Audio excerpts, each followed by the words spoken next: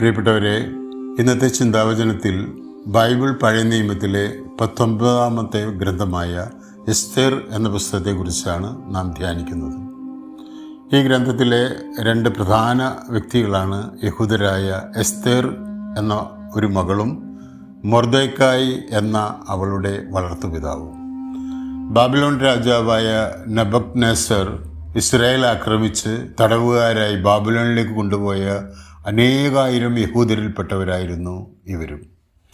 എന്നാൽ പിന്നീട് പെർഷ്യക്കാർ ബാബിലോൺ ആക്രമിച്ച് തങ്ങളുടെ സാമ്രാജ്യത്തോട് ചേർത്തപ്പോൾ ഇവർ സൈറസ് രാജാവിൻ്റെ തടവുകാരായി മാറി.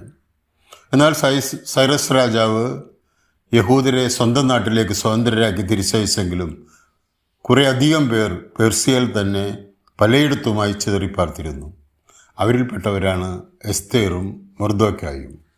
ഇന്ത്യ മുതൽ എത്യോപ്യ വരെ 127 രാജ്യങ്ങളായിരുന്നു പേർഷ്യൻ സാമ്രാജ്യം. അന്നാളിൽ അഹസ്വേരോസ് രാജാവായിരുന്നു പേർഷ്യ ഭരിച്ചിരുന്നത്. രാജാവിൻ്റെ ഭാര്യ വാസ്തി രാജ്ഞിയുമായിരുന്നു. എസ്തേറിൻ്റെ വളർത്തുപിതാവ് മൊർദെഖായി കൊട്ടാര വിചാരിപ്പുകാരനായിരുന്ന സമയത്ത് അഹസ്വേരോസ് രാജാവിൻ്റെ ഭാര്യ വാസ്തി രാജ്ഞി രാജാവുമായി വിവാഹബന്ധം വേർപ്പെടുത്തിയപ്പോൾ സുന്ദരിയും സുശീലയുമായ എസ്തേർ കൊട്ടാരത്തിലെ രാജ്ഞിയാവുന്നു.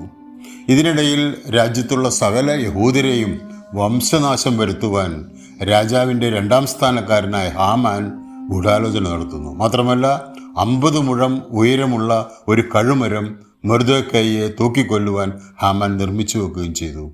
പെർഷ്യ രാജ്യത്ത് ചിതറിക്കിടന്നിരുന്ന സകല യഹൂദരെയും ഒറ്റ ദിവസം കൊണ്ട് വധിക്കുവാൻ ഹാമാൻ മുദ്രവെച്ച രാജശാസന എല്ലാ പ്രവിശ്യകളിലും എത്തിക്കുകയും ചെയ്തു. എന്നാൽ മൊർദെഖായിയും എസ്തേറും ഇസ്രായേലിൻ്റെ ദൈവമായ കർത്താവിനോട് നിരന്തരം പ്രാർത്ഥിക്കാൻ തുടങ്ങി. പെർഷ്യയിലെ യഹൂദർ ചാക്കുടുത്തും ചാരം പൂശി ഉപവസിച്ചു.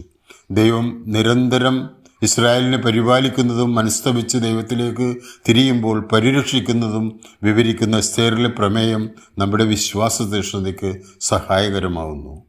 ഹീബ്രു ഭാഷയിലുള്ള മൂലവും ഗ്രീക്ക് മൂലവും തമ്മിൽ സംഭവ വിവരണത്തിൽ ഏറ്റക്കുറച്ചുള്ളതിനാൽ നമ്മുടെ മലയാളം വിവർത്തന ബൈബിളിൽ അധ്യായങ്ങൾ ക്രമരഹിതമായാണ് ചേർത്തിരിക്കുന്നത്.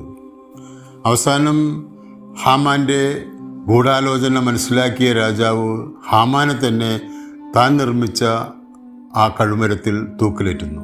നമുക്ക് ഈശോയോട് പ്രാർത്ഥിക്കാം.